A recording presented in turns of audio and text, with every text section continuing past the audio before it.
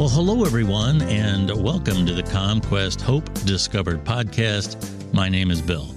Hope Discovered is a podcast series from CommQuest Services. This podcast features individuals in recovery from addiction and mental illness, recovery service professionals, and community advocates who offer insight on how we provide hope to the communities we serve. We have a professional today with us. We have our Psychiatric Medical Director for CommQuest Services, Dr. Iyoha.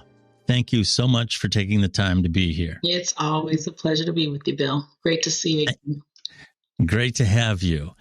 A lot of times people will use the term psych services, and of course this is short for psychiatric services, and that can mean a lot of things. So one of the things we wanted to talk about on today's program, the focus of our program, is the scope of our psychiatric services. So when somebody says CommQuest Psychiatric Services, what exactly does that encompass? Yeah, no, it's a great question. And I'm sure that it's really across the board. I think it's probably an area that can confuse a lot of folks. Psychiatric services really is a slice in the big pie of all the things that we do at CommQuest. And of course, our services range from social support. So there's a whole bunch of programs that are associated with providing social services.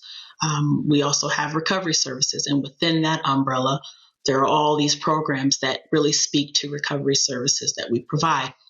And then you've got mental health services, and that could be just case management, that's counseling, that's supported employment, school-based mental health services.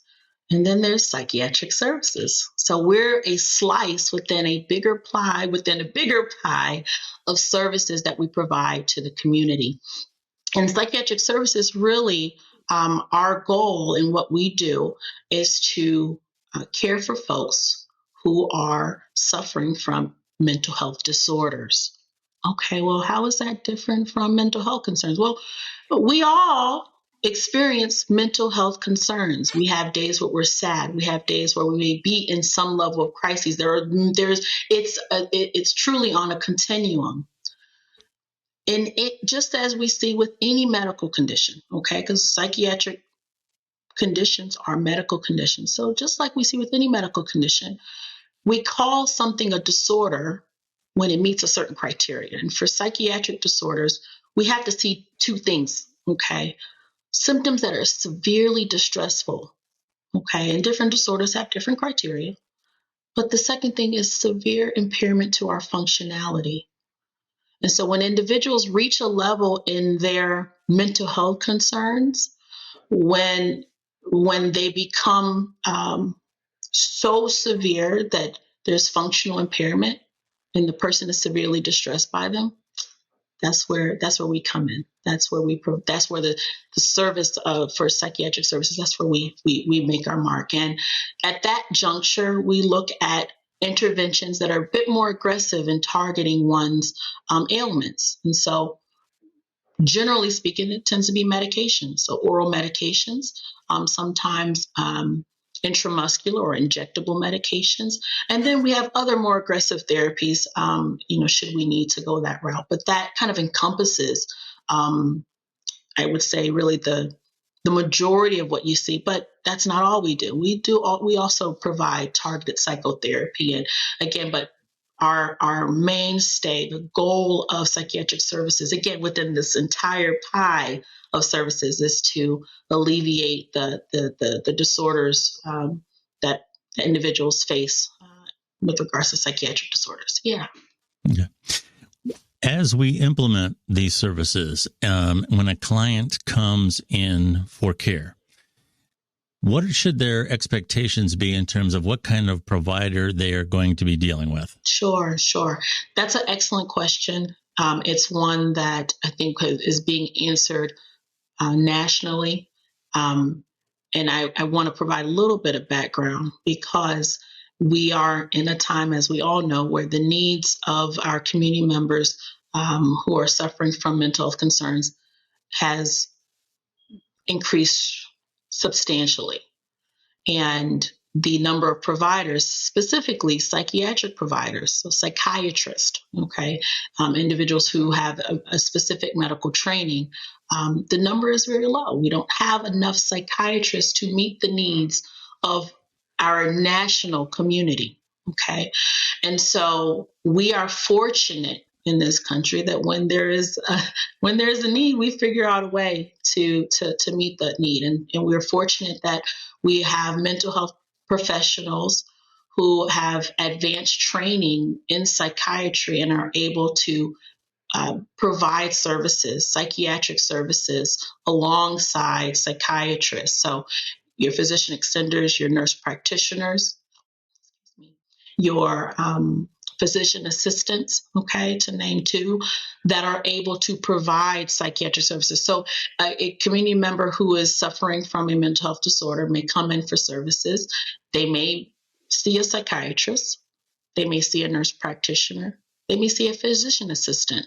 At CommQuest, we make sure that in addition to seeing any of these providers, I, as the medical director, am closely embedded in the care. I collaborate very closely with all of our providers, and we work together to provide care for our patients. And if a situation or if a patient is needing specific type of care, they may see me. Okay, but we are so fortunate that we have an array of providers in this field that can meet the needs of our community. And so that's what a person may expect if they need services. Absolutely. Thank you. Let's talk a little bit about some of the misconceptions, certainly, and in fact, I would say stigmas in regard to a medication for treatment. Sure. One of the fears or trepidations of medications are the side effects. A lot of people put off seeking treatment because, quote unquote, this is the stigmatized verbiage here. Someone will say, I don't want to get zombied out. I don't want to become a different person. I don't want to get numbed. Those are some of the fears that people have. Can you address medicated treatment? And I'm going to presume you're aware of some of these fears, and how do you address the concerns of side effects? Yeah, absolutely. With any medication in any field of medicine, we are concerned about side effects. The reason it becomes so much more poignant of a discussion with psychiatric medication is that our personalities and our mental health symptoms, they're enmeshed. And so the very thing we're using to treat the symptoms that are distressing us, that are causing functional impairment, can sometimes have an impact on what we feel is, again, a part of our personality. And so the goal of being on these medications is not to be a zombie. And you can talk to the millions of individuals who are functioning in the community. They're working. They're thriving. They're taking care of loved ones. And they're on psychiatric medication. We don't know it because they're doing well. Okay. And so when you're under good care, you discuss the potential side effects. You start with really low dose and you work your way up. The most important thing is to make sure a person is tolerating medication. And so that is something that we put a lot of emphasis on within psychiatric services for any medication we put a patient on. You should not feel like a zombie. If you feel like a zombie, you're on the wrong medication. That's not the goal of psychiatric medication. Okay. And so that's really, it's an unfortunate stigma that's there, but it's something that we have seen in the past. We've seen where folks, they were on a medication. Maybe the provider client relationship was not such that the client felt comfortable to say, hey, this is how the medication is making me feel. Because if a provider knows, we're going to make some adjustments. But we haven't always seen that in our history of psychiatry. But that time is gone. We are talking about the things that are really barriers to folks getting on medication and staying on them. And so, it absolutely is a misconception. Can we see it? Sure. You give too much of a medication or someone's on the wrong medication, we can see that. But that's never the and we have millions of people that are on medication, psychiatric medications across the nation that would say otherwise. So yes. Very good. I know that's I've heard it said, I don't know if it's true, but I've heard that's practically no medication that doesn't have some sort of a side effect. But that's something that you as a professional, when you're dealing with a person, you gauge their needs, what their reaction is going to be, Absolutely. And you move on from there. That is why a person should be under psychiatric care when they are they are afflicted with a mental health disorder. You may see sometimes where a person starts a medication, then they don't see the provider for months on end. No, you should be under care, because if you are to experience any type of effect that was not expected, then we have to do something differently, and we always do. We do. Yes. In the common vernacular, I will call it, of society, in regard to stigma, a lot of times medication for psychiatric needs are referred to in a disparaging way. For example, somebody's acting up, they're getting mad or they're getting upset. They'll say, well, I guess somebody forgot to take their meds this morning. And it seems like a funny thing on the one hand, but it feeds into the stigma of what a lot of people call crazy meds. Of course, that's not a term we would ever use, but that's what gets said. Mm-hmm. And that stigma, here again, really prevents people from seeking help, because they don't want to be one of these types of individuals who needs those types of medications. How does this concept harm medical treatment for mental disorders? And what would you say to address that? When you hear those things being said, what goes through your mind? Oh, I cringe. I cringe every time I have a patient that walks into an office and they tell me about 20 plus years of suffering. Mm-hmm. Then they say, but I don't want to be on any medication. I don't want, that stuff, that's for the crazy. And then I can tell you, if I fast forward to when a patient is on medication that helps them and they're living their life, and they go back and they say, how did I live the last 10, 15, 20 years without treatment of my medical condition? The Yes. reason that verbiage is so harmful is because it treats, again, it goes back to the difficulty of what we are faced with in psychiatry, is that our symptoms are enmeshed with personality. Mm-hmm. And so there is this taking on of one's symptoms as though that's who they are, or though that's who I am. But these is separate. They're very separate. Mm-hmm. A person who's on. So one of the things that I try to do, that we try to make really a priority when it comes to providing care, is to really normalize the fact that we all struggle with mental health concerns. It's on a continuum, but we all, Yes. There's no human being immune to mental health concerns. Sure. Unless they're not human. But if you're human, right. Okay. The question is, when does it become a disorder and we have to do something about it so you're not suffering? Yes. So, again, I think although that stigma and that feeling, that misconception, it still exists. Truly, I think that we've continued to see a change in that viewpoint, because we see that we're all affected. We've got loved ones affected at one point or another in our life, depending on what's going on. We ourselves may have been affected. And so we see a normalizing of the human condition. And when someone is afflicted and they get treatment, we have also become much more okay with talking about it, so that people can see the other side of it. If only people could see that the folks that I've taken care of, they are in healthcare. They're in business. They're in law. These individuals are thriving in our community, but no one has ever known that they were afflicted with a severe mood disorder or a thought disorder.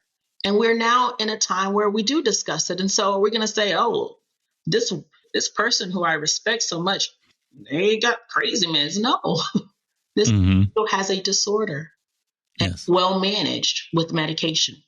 No different Absolutely. Than any other medical condition. So I think we'll continue to see these type of misconceptions fall by the wayside. And when people do make those comments, I think there's more of us that are looking at them like, why would you say that?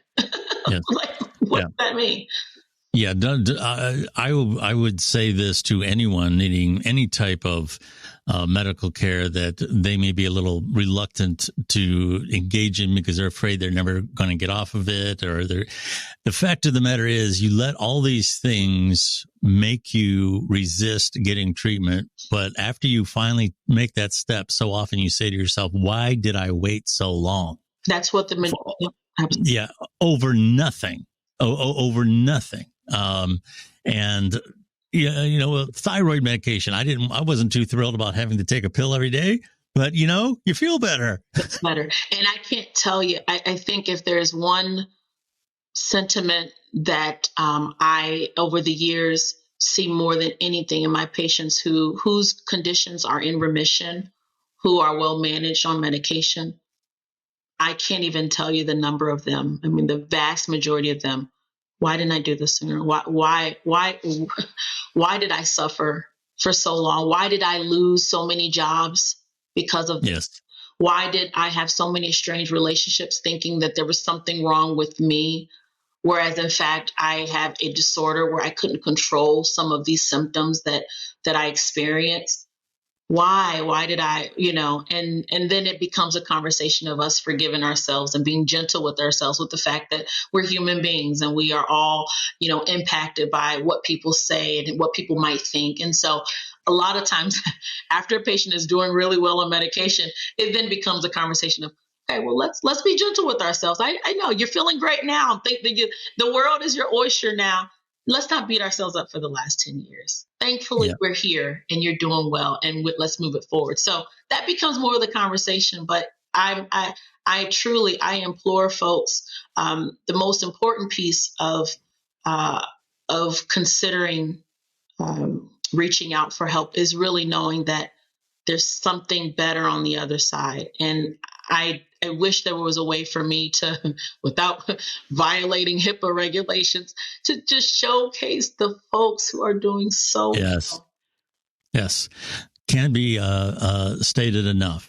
Sometimes that first step, it's not as bad as you feel it's going to be. In regard to CommQuest Services, some of our programs, we are undergoing some changes and updates, such as in-person requirements for medication refills. The second part of that kind of question, or component to that question, would be, of course, we are doing it because it makes client care so much better. But a lot of times, in the talk out in the parking lot between clients waiting to go in or whatever, why are they doing this? It's such a hassle. But there is a reason for them. So I guess my question would be, what changes are coming to some of our programs, and what is behind them? What is the reason we are doing them? Sure, absolutely. So I'll speak briefly to some of the general things that we are improving upon within psychiatric services, but it's all patient client centered. It's all geared to improving the client experience, improving client care, as well as ensuring client safety. That's of top importance with the medications that we prescribe. I won't go into all of, we are standardizing and improving, at the clinician level. So our providers that provide care, making sure that all of our clinical tools are robust, that they're able and ready to see and take care of patients with the most severe of symptoms. Making sure that our clinical processes, so when patients are coming in for appointments, that across the organization, that is standardized, no matter what location you're being seen at, that those processes look similar. But then really the one I think has gotten the most question, and I would definitely want to touch upon, is that some of the requirements for coming into the office for care, which is not for all medications, but for certain medications that are highly regulated, and regulated for good reason, but they require more frequent monitoring. All that we are doing, quite frankly, is ensuring that the clinical care that we provide is consistent with what we're seeing around the nation. We've seen the epidemics that have occurred when medications are treated flagrantly. Mm-hmm. We've all seen it. We've seen the fallout from it. And so we are, as a medical community, being very mindful to look at all of the different types of medications that we provide and ensure that if there are medications that have certain risk associated with them, that we are recognizing that importance and treating it accordingly. And so it is not at all to penalize clients. If in fact, it is to ensure their safety. It is to ensure that we are doing our due diligence as their providers in monitoring the medications, how they are functioning on them, and what is happening with medications when they leave the office. So I feel for clients because I know that it has been a bit of a paradigm shift, and it definitely it's taken adjustment. But it is lock in step with what we are seeing across the nation to ensure that we are not in another type of epidemic that is, directly related to medications. Yes. It would be the worst thing for us to see. And so, and even with that, we are trying to find ways as we're moving forward in some of these changes, ensuring that we can find some creative ways where maybe not all patients are having to come into the office for this. Maybe we are able to continue some sort of telehealth. Again, we're in the era where folks can be seen and be taken care of even in the comfort of their home. Well, how can we do that in a safe way, in a way that allows us to still maintain due diligence with really, medications that truly require appropriate monitoring. And so we are working on some creative ways to do that. But make no mistake, these changes are in no way to penalize patients. It is to ensure that the long-term care that they receive is appropriate. And it will be to their benefit, quite frankly. Yes.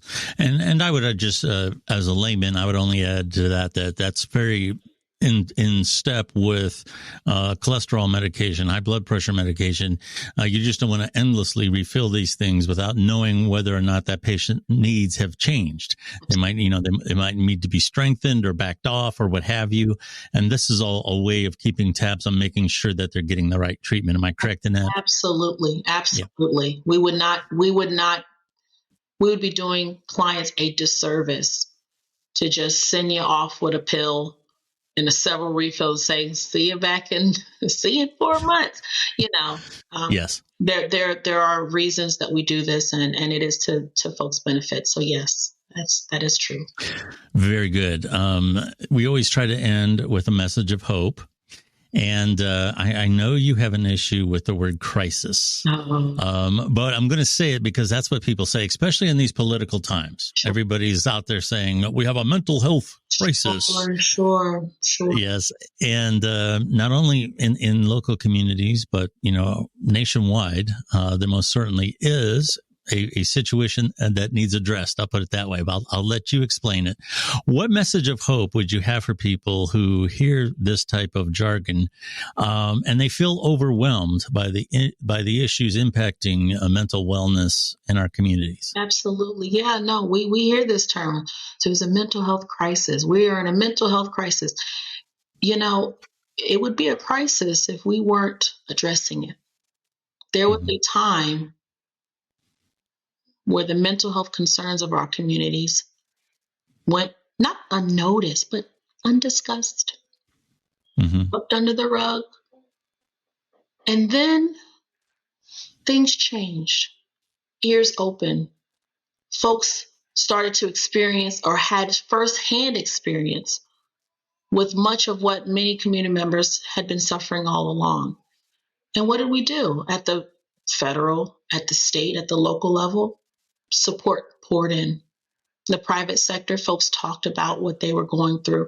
And there's not been a time greater than now, where we see the type of support for folks being able to get mental health services than any other time before. And so when I hear there's a mental health crisis, no. There have been mental health solutions.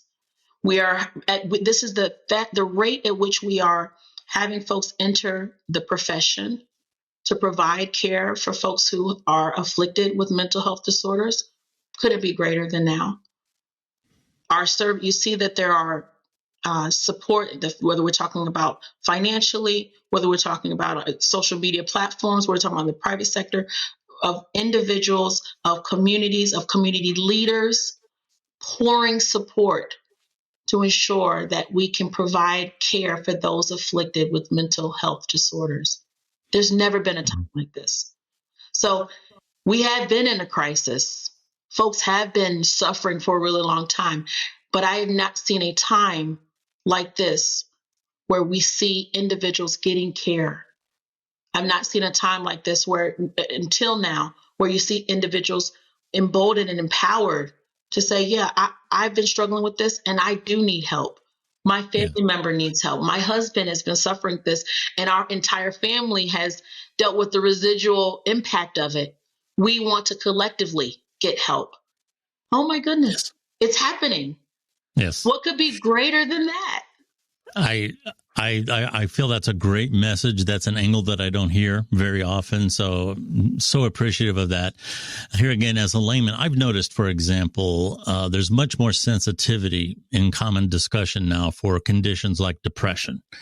It used to be when somebody mentioned depression, someone would say, well, what are you depressed about? And now people are starting to understand that this isn't a mood. It's something that needs addressed, and it's people actually encourage you. Well, have you talked to someone? Have you done this and that? And that is so helpful to people who do need that type of encouragement. So I'm so glad that those conversations are getting better. And Bill, and do you know why that was the case? During the time where we have really been at the pinnacle, or I say the climax of the crisis that you sort of mentioned, I don't think there's any American that was untouched by mental health disorders. We either had loved ones, we experienced it ourselves, colleagues, friends. We have all been impacted in some way or another by mental health issues.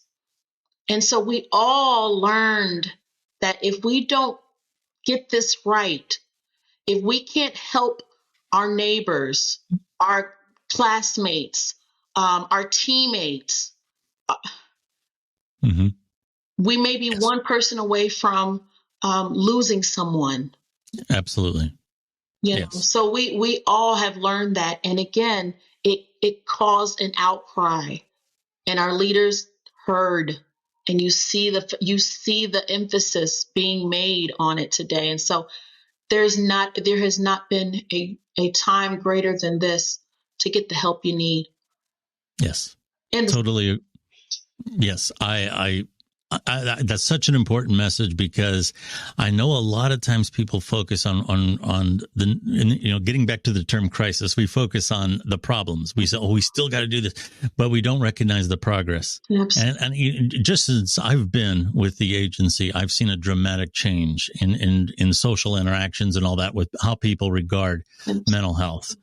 So there's a lot to feel really good about. We've been talking to Dr. Iyoha. She is the Psychiatric Medical Director for CommQuest Services. Doctor, thank you so much for spending some time with us today. It's always great to talk to you. First of all, you're a healer. You have that energy. It comes across. It's always great to talk to you just for that reason. But I always learn so much. And you've given that knowledge to some of our listeners, and we really appreciate that. Thank you so much for being here. Bill, thank you so much for having me. It's always an honor to speak and talk with you. So thank you. Thank you. Well, thank you. For those wanting more information about what we do here at CommQuest, I would direct you to CommQuest.org. That's CommQuest.org. Thank you very much for listening to the CommQuest Hope Discovered podcast, and we will talk to you again very, very soon.